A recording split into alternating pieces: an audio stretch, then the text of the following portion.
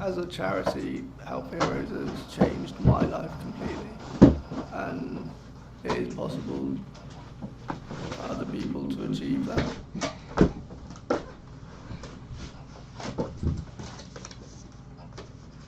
Aligné, prêt à recevoir de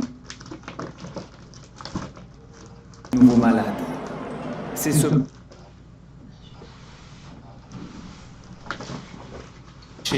devant les caméras du monde entier.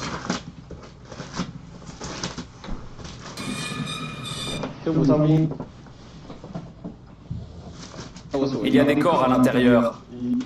1, 2, 3, 4, 5, 6, 7, 8.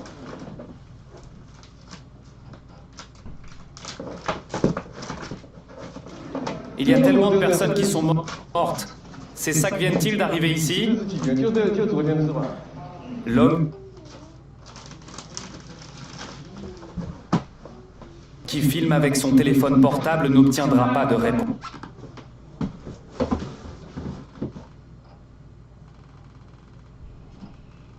Quelques minutes plus tard, il sera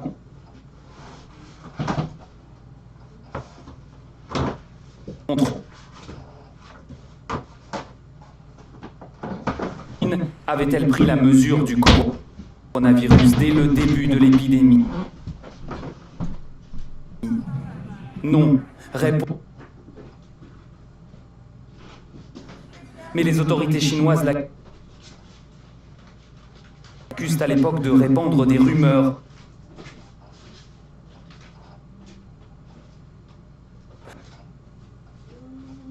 Des centaines de personnes qui attendent d'être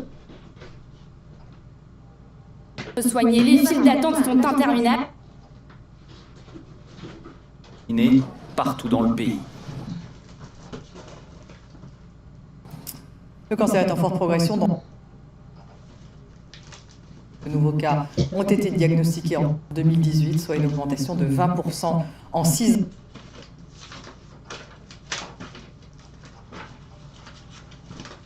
ans.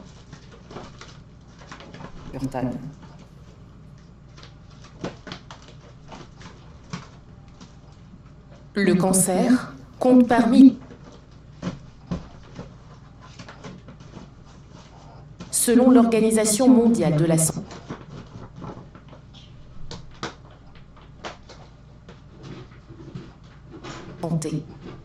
chaque famille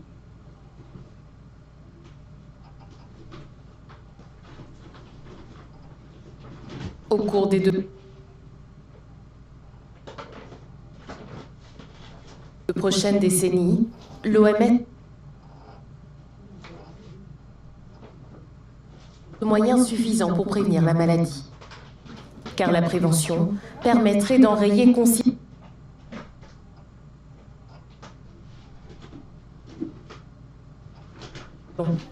telle qu'une lutte plus accrue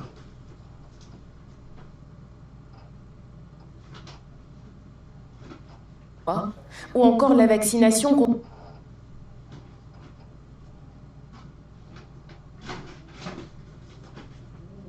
le papillomavirus humain pour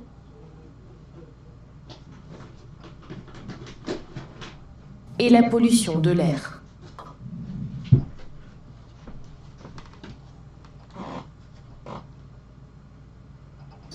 Chaque année, 14 millions de personnes sont diagnostiquées du de temps pour se développer.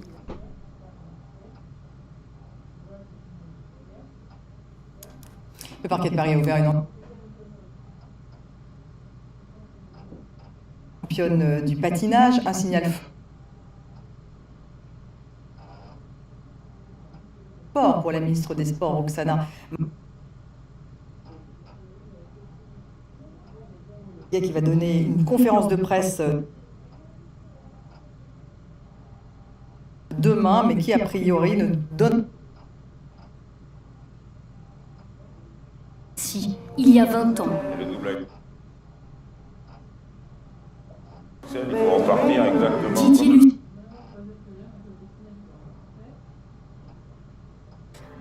Didier Lucine décide alors d'envoyer un courrier recommandé pour dénoncer la fédération. Dans le courrier, j'ai demandé qu'il y ait une enquête interne. Et ils savaient tout ce qui se passait, ça c'est sûr. Les propos, des mains aux fesses, des accoussements comme ça, oui. Ben, c'était permanent. Didier Lucine n'est pas le seul à solliciter le président de la fédération. Les parents d'une patineuse, eux aussi, lui écrivent un... Il est aujourd'hui évident que M. Beyer n'a plus sa place dans l'équipe fédérale. Selon... Un entraîneur est suspendu. Je pense que le président d'une... En plus, je pense que dans une fédération, vous savez, les choses sont très... L'ancien champion olympique dénonce le système gaillaguet depuis des...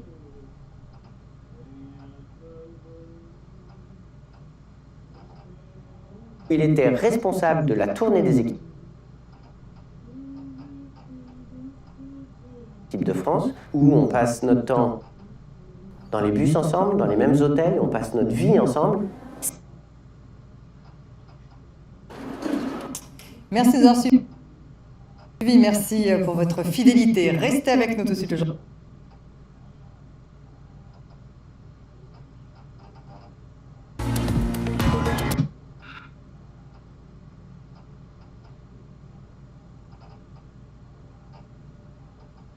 Chez Triba, profitez du triple vitrage au prix du double. Rendez-vous vite sur triba.com. Je crois qu'il dort. Triba est là pour...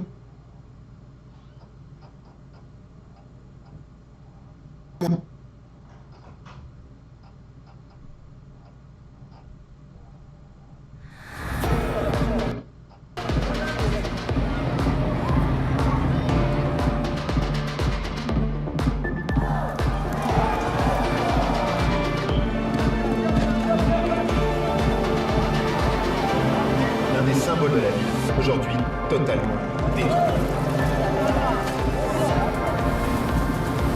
Cette crise humanitaire entretenue par ce blocus, avant même l'annonce des tendances officielles par la commission électorale,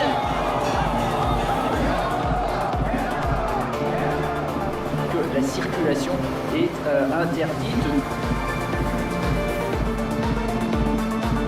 Le résultat de ce scrutin, c'est donc un camouflet pour la politique de rapprochement. Ne vous fiez pas à leur pavillon pirate, leur seul crime serait de vous faire mourir de rire.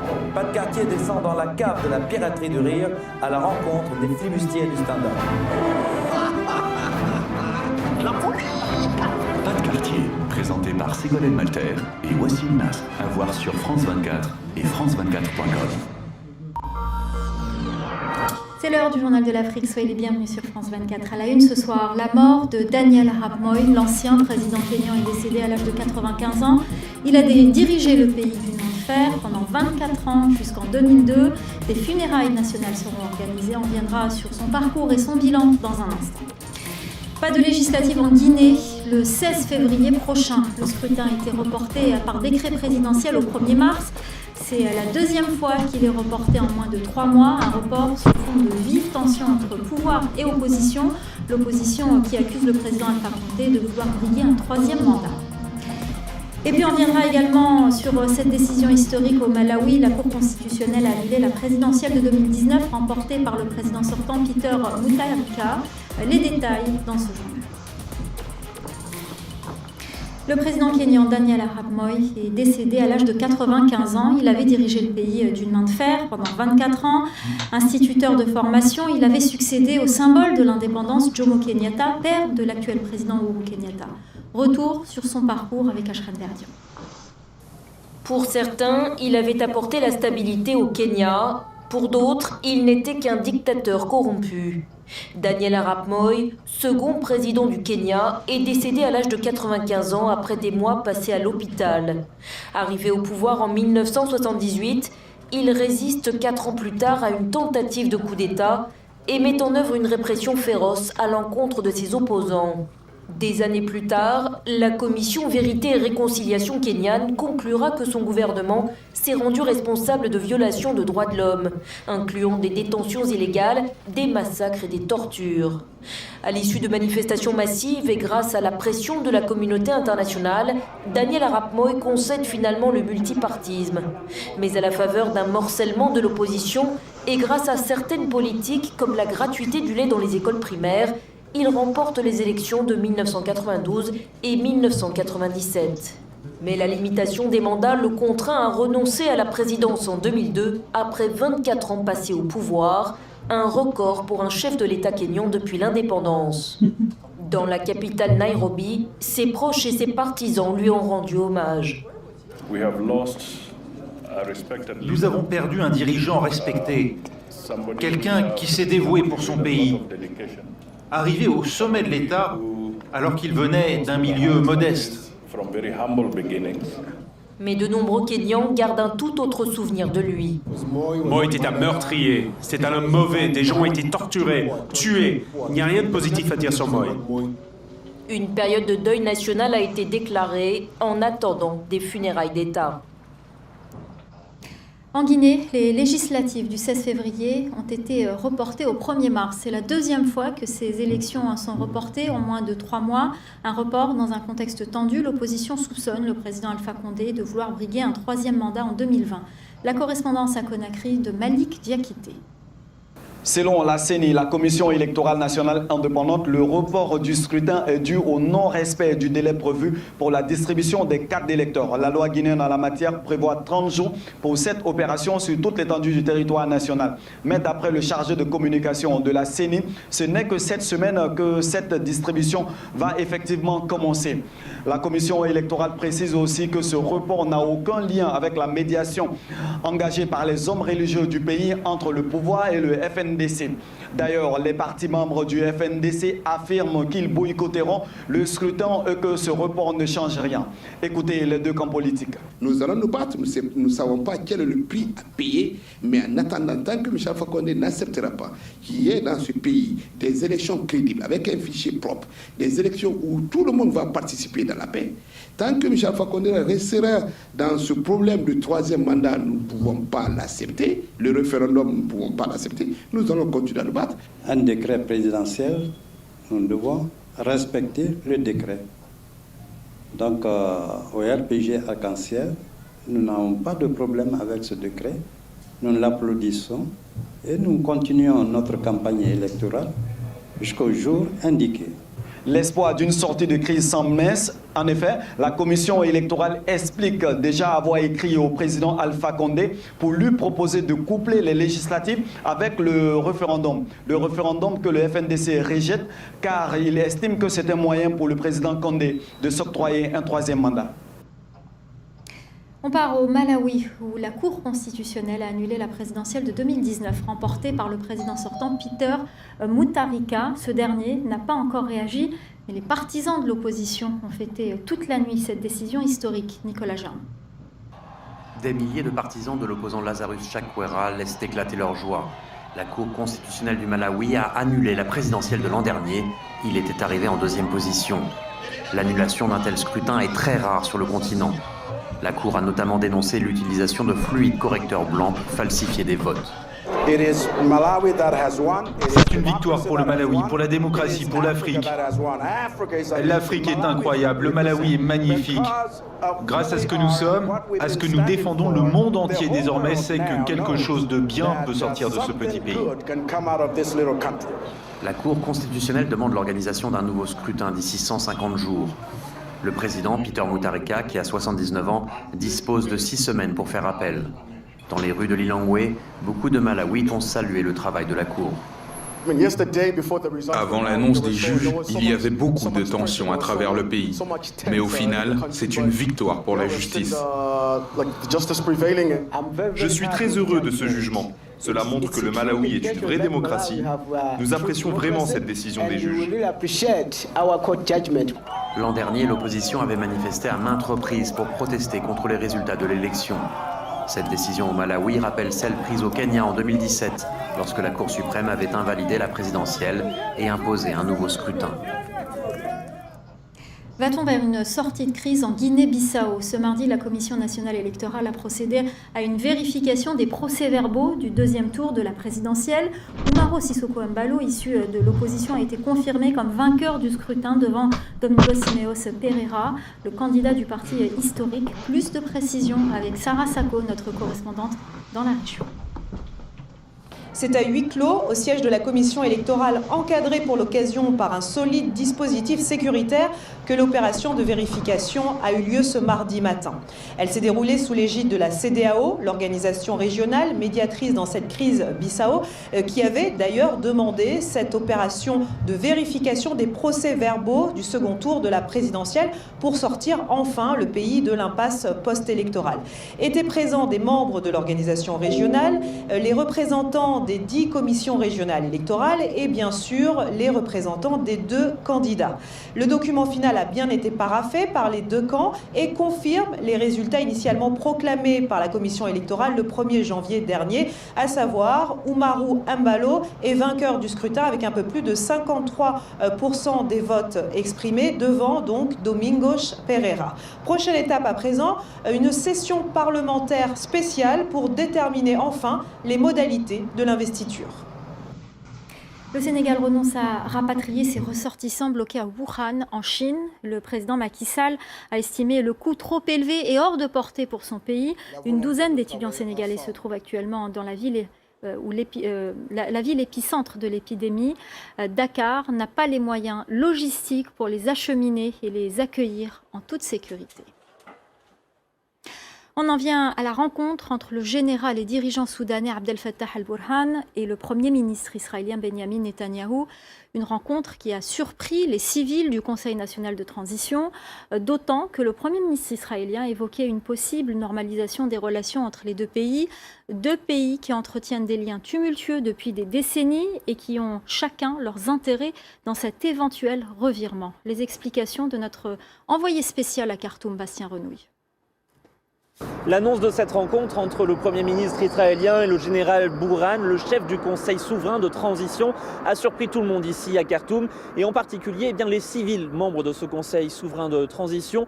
Le Premier ministre Abdallah Hamdok n'était lui-même pas au courant que le général Burhan allait rencontrer Benjamin Netanyahou. Le Premier ministre a convoqué aujourd'hui son cabinet pour décider des suites qu'il allait falloir donner à cette rencontre. Il y a très peu de choses qui ont filtré de cette réunion. La seule chose que l'on sait, c'est que le Premier ministre Hamdok va rencontrer le général Burhan lorsqu'il reviendra ici à Khartoum.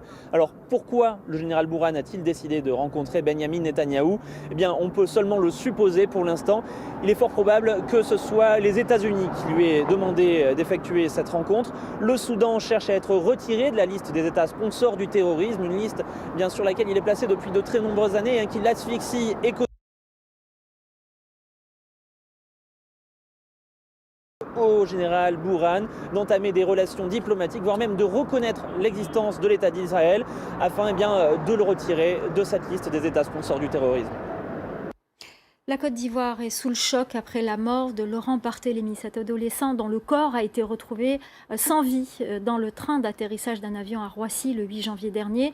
Son établissement scolaire organise depuis des sessions de sensibilisation des migrants de retour en Côte d'Ivoire, racontent leur calvaire pour dissuader les autres de partir. Notre correspondant à Abidjan, Thaïs Brouk, a pu assister à une de ces séances. Reportage. Ce matin, dans ce lycée, il n'y a pas cours. Le proviseur propose à ses élèves une séance de sensibilisation. Objectif, alerter sur les dangers de l'immigration clandestine. Et ceux qui ont encore à l'esprit de tenter ce genre d'aventure, que cela va les conduire vers la mort, vers le désespoir, On peut rester ici et réussir. Les mots sont durs, à l'image de l'émotion suscitée par le drame. Laurent Barthélemy, 14 ans, a perdu la vie dans un train d'atterrissage alors qu'il voulait rejoindre l'Europe. Le proviseur a invité des anciens migrants à venir témoigner. Sénik Ramba a connu l'enfer des prisons libyennes, humiliation, torture, privation de nourriture. Mais attends, pour nous les garçons c'est mieux. Parce que si on prend une jeune fille bien jolie, c'est-à-dire on t'envoie dans la prostitution et puis on te ferme, vous êtes là-bas. Il rêvait de devenir footballeur, alors il a pris tous les risques. J'ai fait 4 jours sur la mer Méditerranée. Nous étions 156 personnes, sommes restés 6 vivants. Je suis le seul Ivoirien resté vivant, il dit merci à Dieu. Les élèves sont sous le choc, mais semblent avoir retenu la leçon du jour. Nous laissons tous nos parents et nos frères ici pour aller souffrir en Europe. Ici, nous avons la nourriture, tout. Même si nous souffrons, nous pouvons réussir ici et non aller souffrir là-bas. Merci. Il faudra peut-être plus que ces séances de sensibilisation isolées pour inverser la tendance. En 2018, les Ivoiriens étaient la nationalité d'Afrique francophone, comptant le plus de candidats à la migration clandestine. Voilà, c'est la fin du Journal de l'Afrique. Restez avec nous dans quelques instants. La suite de Paris Direct avec Audrey Racine.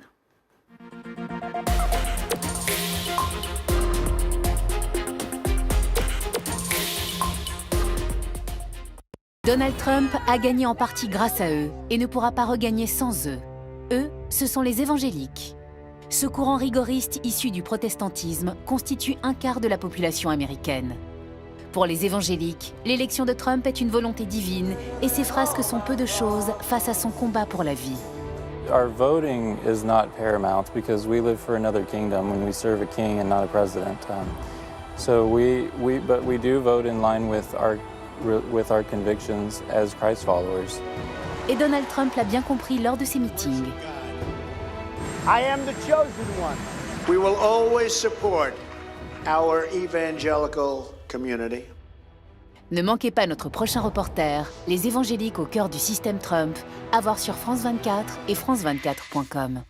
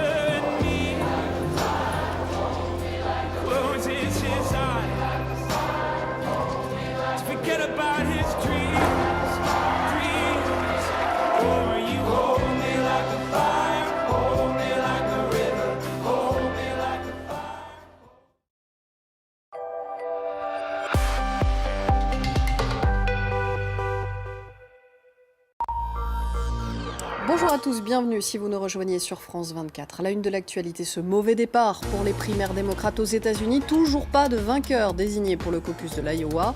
L'application qui devait compiler les résultats a connu des dysfonctionnements. Un résultat très partiel issu du comptage de la moitié des suffrages seulement sera annoncé d'ici 1 heure. Le coronavirus, plus de 20 000 malades et 425 morts en Chine, mais l'OMS estime que les mesures prises par Pékin vont permettre de freiner l'épidémie.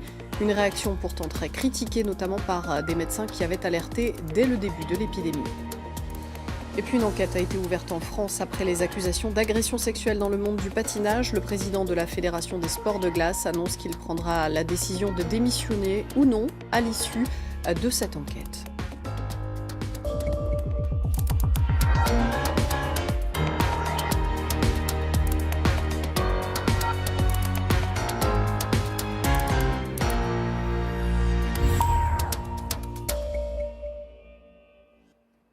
Presque 24 heures après la tenue du caucus en Iowa, toujours pas de résultat. La moitié seulement sera publiée d'ici 1 heure.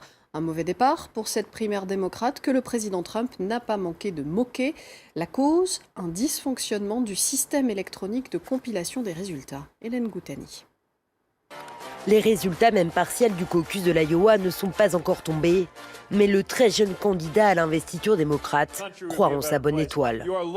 L'espoir qui m'a propulsé dans cette campagne se justifie chaque jour. Je vous demande de renforcer cet espoir qui vous a amené ici et de le propager aux personnes autour de vous. Et dites-leur pourquoi vous pensez que cela compte. Et laissez-les savoir pourquoi vous voyez un chemin dans cette coalition que nous construisons. Et surtout, dites-leur qu'ils sont les bienvenus pour nous rejoindre et participer à cet effort. Pete Buttigieg revendique les 25%, un peu moins qu'un autre vainqueur autoproclamé, Bernie Sanders. D'après les estimations de son équipe, les héros de la gauche radicale auraient récolté plus de 28% des voix, alors que les résultats officiels se font toujours attendre. Nous devrions tous être déçus par l'incapacité du parti à donner des résultats dans les temps. Il n'y a aucune excuse. Difficile pour le Parti démocrate de masquer l'échec de la consultation organisée dans l'État de l'Iowa, qui tous les 4 ans sonne le coup de départ de la course à la présidence. La faute, selon le parti, à un bug informatique, un tollé qui a suscité les moqueries de Donald Trump. Le président s'apprête d'ailleurs à reprendre le contrôle de l'agenda médiatique avec son discours de l'Union prévu ce mardi soir. Qu'importe pour les candidats démocrates, la course se poursuit, mais cette fois-ci dans le New Hampshire, mardi prochain. Et notre invité sur cette question est Pierre Guerlin, professeur émérite en études américaines à l'université Paris-Nanterre. Merci d'être avec nous sur France 24. Alors, hier à la même heure, sur notre antenne, nous expliquions à nos téléspectateurs ce qu'est un caucus, cette spécificité américaine. Nous n'aurons plus à le faire dans 4 ans. Est-ce que ce gros cafouillage en Iowa a signé l'arrêt de mort des caucus ? Alors, il est toujours difficile de prévoir l'avenir. Comme une blague le dit, c'est plus facile de prévoir le passé. Il est possible que ce soit la fin des caucus, mais c'est quand même un signal, à nouveau, que la démocratie américaine, même au plan formel, marche mal. En 2000, il y a eu tout un tas de, peut-être, tricheries de débats sur les hanging chads, les votes en Floride concernant le candidat Bush, avec une décision qui était jusqu'à la Cour suprême. Là, ça n'ira pas jusque-là, puisqu'il s'agit de caucus, mais visiblement, ça montre que la technologie, ça n'est pas un progrès. Beaucoup de politistes américains disent qu'en fait, les votes papier seraient une garantie. Donc un vote papier avec contrôle immédiat sur place. Et la technologie ne donne pas de gage de garantie de sincérité du vote. Ce système des caucus, notamment par le fait que le vote n'est pas secret, il a tout de même été extraordinairement critiqué. Est-ce qu'il a encore un avenir malgré tout ? Alors là, ce qui a dysfonctionné, c'est l'application. Alors, j'ai lu dans la presse américaine que la société qui a mis en place cette application, qui s'appelle Shadow, a été, entre autres, encouragée, mise sur pied par quelqu'un qui s'appelle Robbie Mook, et cette société a des liens avec 2 des candidats, Buttigieg et Biden. Là, c'est un problème à la fois technologique et éthique qui se pose. Pourquoi donner à une société privée le droit de compter des votes qui concernent un parti et d'utilité publique? Oui, il y a un risque d'accusation de fraude des autres candidats, c'est ce que vous nous dites. Voilà, c'est ça. Est-ce qu'on peut être sûr qu'il n'y a pas eu de manipulation au moment au niveau du comptage des voix? Mais il est fort possible aussi que chaque camp va faire ses comptes, puisque les gens dans les caucus votent, et comme vous venez de le dire, ce n'est pas secret. Il y a des traces dans les 1600 et quelques points de vote. Donc, il sera possible très certainement de retrouver un résultat, mais ce résultat est d'ores et déjà entaché. C'est-à-dire que quelle que soit la personne qui sortira vainqueur, il y aura un doute sur la sincérité de sa victoire. Alors justement, Donald Trump jubile sur Twitter. Cet échec du caucus de l'Iowa, il risque de laisser des traces pour la future candidature démocrate qui fera face au président Trump dans la présidentielle? C'est sûr qu'une fois encore, les démocrates font quelque chose qui ne fait que favoriser Trump. Aujourd'hui, il est sorti des sondages qui montrent que Trump n'a jamais été aussi populaire. 49% d'opinion positive, c'est le plus haut niveau. Et ça, à la sortie de la procédure d'impeachment, qui, selon certaines personnes classées à gauche, disent que c'était une farce. Non pas parce que Trump n'est pas un criminel, mais au contraire parce qu'il a commis énormément de crimes pour lesquels il n'était pas en procédure de destitution. Et au bout du compte, il ressort de cette procédure alors qu'il devait être diminué et affaibli, selon ses promoteurs, renforcé. Et on lui donne des arguments pour sa campagne. Et ce dysfonctionnement lui donne encore des arguments pour sa campagne. C'est vraiment très troublant. Rapidement, Donald Trump il prononce son discours sur l'état de l'Union à 2h du matin en temps universel. Ce sera à suivre en direct sur France 24. On s'attend évidemment à ce qu'il parle de ce fiasco de l'Iowa. Ouais, ce sera certainement un élément, mais il va se vanter, comme à son habitude, faire un petit show narcissique, dire tout va bien, grâce à moi tout va mieux, et il va tout réinterpréter sous cet angle, y compris sur l'économie. J'ai lu récemment un article de Joseph Stiglitz, le prix Nobel d'économie, enfin le prix de la Banque de Suède, qui dit non, l'économie américaine ne va pas si bien si on considère comment vont les Américains, comment ils sont affectués dans leur travail, et il va évidemment utiliser les bons chiffres du chômage dans ce rituel. Tous les présidents disent ce que j'ai fait est efficace et ça va mieux qu'avant. Et il va faire ça de la façon la plus narcissique possible dans la chambre même où il a été mis en accusation pour la destitution. Donc on atteint à un niveau de théâtre de l'absurde dans la politique américaine qui est proprement surréaliste. Merci beaucoup Pierre Guerlin d'avoir été l'invité de cette édition sur France 24. L'épidémie de coronavirus à présent. L'Organisation mondiale de la santé estime ce mardi que les mesures prises par la Chine ouvrent une fenêtre d'opportunité pour arrêter la propagation de la maladie. Cette déclaration est faite alors que la Chine a reconnu des insuffisances et des difficultés dans la réponse apportée à cette épidémie. Le récit de nos confrères de France 3. Des centaines de lits alignés, prêts à recevoir de nouveaux malades. C'est ce parc d'exposition réquisitionné que les autorités chinoises ont choisi d'afficher devant les caméras du monde entier. Mais derrière la communication du gouvernement, il y a cette vidéo amateur. Regardez ces sacs, il y a des corps à l'intérieur. 1, 2, 3, 4, 5, 6, 7, 8, il y a 8 sacs. Monsieur, il y a tellement de personnes qui sont mortes. Ces sacs viennent-ils d'arriver ici? L'homme qui filme avec son téléphone portable n'obtiendra pas de réponse. Il pénètre alors dans l'un des hôpitaux de la ville bondé, où le gémissement des malades résonne. Quelques minutes plus tard, il sera contrôlé à l'intérieur de l'hôpital. Vous faites courir un risque aux autres. Il y a des règles de confinement ici.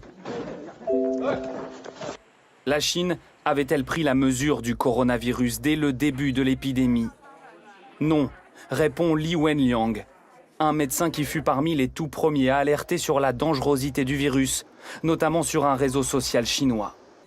Mais les autorités chinoises l'accusent à l'époque de répandre des rumeurs et le contraignent au silence. Il est aujourd'hui lui-même malade du coronavirus. Les infirmières tirent la sonnette d'alarme. Il y a des centaines de personnes qui attendent d'être soignées. Les files d'attente sont interminables et les médecins n'ont même pas le temps de lever la tête. Selon l'OMS, plus de 20 000 personnes sont aujourd'hui contaminées partout dans le pays.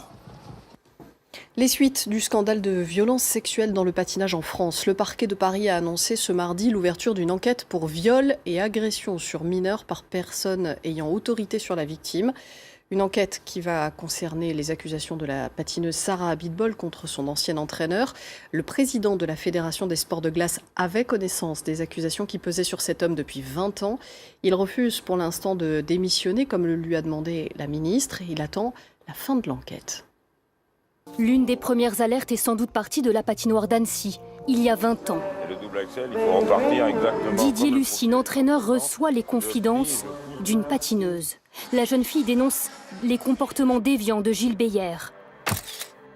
Didier Lucine décide alors d'envoyer un courrier recommandé pour dénoncer ses agissements. Nous sommes en février 2000. Le destinataire, Didier Gaillaguet, président de la fédération. Dans le courrier, j'ai demandé qu'il y ait une enquête interne qui permette de vérifier les dires des patineuses. Didier Gaillaguet, il savait quoi il y a 20 ans? On était en 99. Non, mais il savait tout ce qui se passait, ça c'est sûr. Les propos, des mains aux fesses, des attouchements comme ça, oui, c'était permanent. Didier Lucine n'est pas le seul à solliciter le président de la fédération. Les parents d'une patineuse, eux aussi, lui écrivent un courrier en février 2000. Et les conclusions d'un rapport du ministère des Sports sont accablants pour Gilles Beyer. Il est aujourd'hui évident que M. Beyer n'a plus sa place dans l'équipe fédérale. Selon Marie-Georges Buffet, ministre des Sports de l'époque, Didier Gaillaguet ne pouvait ignorer cette demande d'exclusion. À partir du moment où un entraîneur est suspendu, je pense que le président d'une fédération doit s'apercevoir que l'un de ses entraîneurs est suspendu. Et donc, il doit se poser la question. Et donc, je pense qu'il était quand même quelque part au courant. Voilà. Et en plus, je pense que dans une fédération, vous savez, les choses sont très familiales. On va employer ce mot. On dit souvent le sport est une grande famille. Donc, les choses se savent, se disent. Voilà. Gwendal Pesra, l'ancien champion olympique, dénonce le système Gaillaguet depuis des années. Il a très bien compris ce qui avait été dit par la ministre Marie-Georges Buffet et lui a choisi de passer outre et de le mettre à une position où il était à nouveau au bureau exécutif de la fédération, où il était responsable de la tournée des équipes de France, où on passe notre temps dans les bus ensemble, dans les mêmes hôtels, on passe notre vie ensemble. Cet après-midi, la Fédération des sports de glace a réuni ses dirigeants. Son président Didier Gaillaguet devrait s'exprimer demain. Une augmentation rapide des cas de cancer dans le monde. En 2018, l'Organisation mondiale de la santé a enregistré plus de 18 millions de nouveaux cas de cancer. Elle estime, cette organisation onusienne, que les cas de cancer augmenteront de 81% d'ici à 2040 dans les pays à faible revenu en raison de l'insuffisance des ressources consacrées à la prévention. À propos de prévention, justement, le docteur Riyad Sarkis, médecin à l'Hôtel-Dieu de France et de Beyrouth, était tout à l'heure notre invité. Il développe une nouvelle technique de chien détecteur de cancer. Regardez, il était interviewé par Stéphanie Antoine. Il y a deux choses. C'est des odeurs que nous-mêmes, humains, on ne va pas les sentir tout de suite. Mais c'est des odeurs qui existent à notre peau. On va essayer de les amplifier. Si on les amplifie actuellement au nez électronique jusqu'à 80 fois, ce n'est pas suffisant avec beaucoup de problèmes. C'est la raison pour laquelle on a opté d'essayer un nez naturel et qui n'est pas électronique. C'est le nez des chiens qui sont entraînés sur la détection donc d'odeurs spécifiques. Le chien n'est pas au courant qu'il est en train de détecter un cancer. C'est son travail de détecter une odeur spécifique. Et les chiens sont capables donc d'amplifier dans leur cervelle olfactive antérieure jusqu'à 1000 fois. Et les nouveaux chiens qu'on est en train de développer avec l'équipe de l'INVA, donc de l'École nationale vétérinaire d'Alfort, sous le contrôle du professeur donc, Dominique Grandjean, avec toute l'équipe, on est en train maintenant de travailler avec tous les territoires. L'essentiel de l'actualité économique ce soir, c'est avec Laure Manin. Bonsoir Laure. Bonsoir Audrey. Bonsoir Laure, pardon. On va revenir sur l'épidémie de coronavirus, ses conséquences sur l'économie en Chine et dans le monde, avec notamment un effet baissier sur les prix du pétrole. Et oui, avec l'épidémie chinoise, des dizaines de millions de personnes sont confinées chez elles en Chine. Dans les régions en quarantaine, eh bien, le trafic routier est même réduit à la portion congrue. Moins de trafic, c'est une demande de pétrole en baisse. Près de 3% de la demande mondiale est impactée. Les précisions de Christelle Méral. Quand le coronavirus en Chine fait baisser les prix du carburant en France. En une semaine, la diminution est nette. Pour le gazole, le carburant...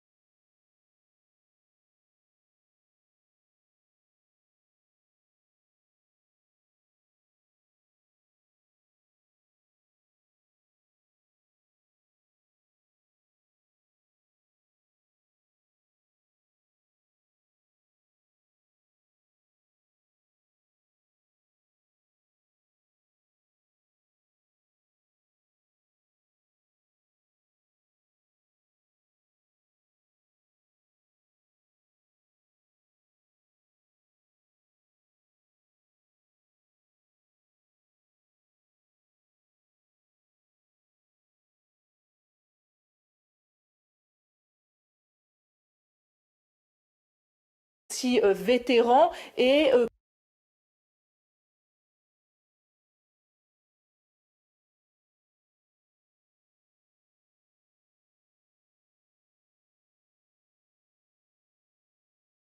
qui est un peu effrayé par des candidats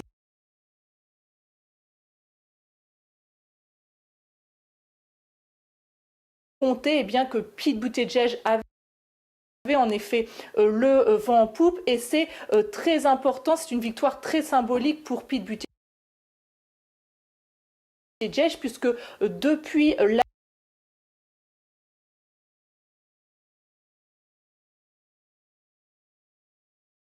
Pourquoi publier la moitié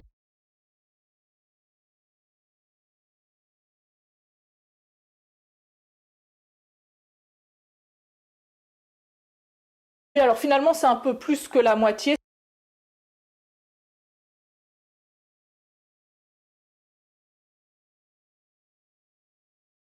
Finalement donné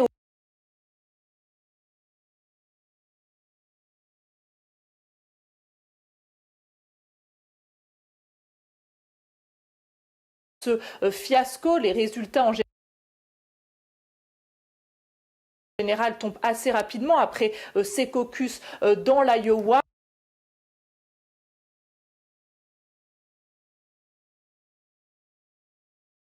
Qui n'était pas acceptable, a-t-il dit, parce qu'il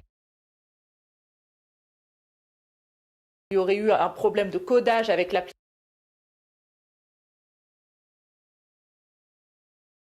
de ces caucus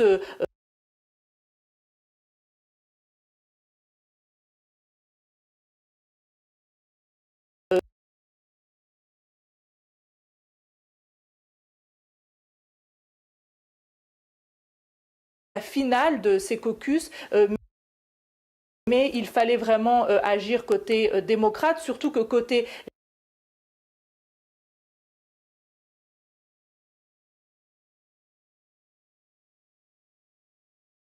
Trump va prononcer dans quelques heures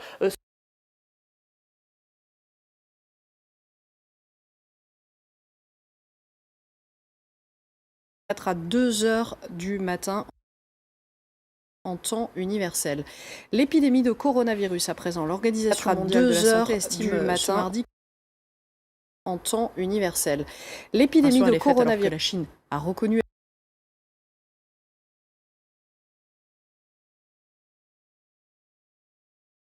de lits alignés, prêts à recevoir de nouveaux malades. C'est ce parc d'exposition réquisitionné que les autorités chinoises ont choisi d'afficher devant les caméras amateurs. Regardez ces sacs, il y a des corps à l'intérieur. 1, 2, 3, 4, 5, 6, 7, 8, il y a 8 sacs.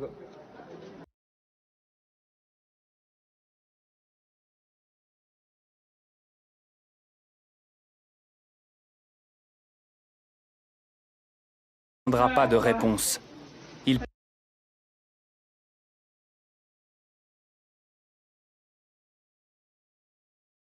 sera contrôlé à l'intérieur de l'hôpital. Vous faites courir un risque aux autres. Il y a des règles de confinement ici.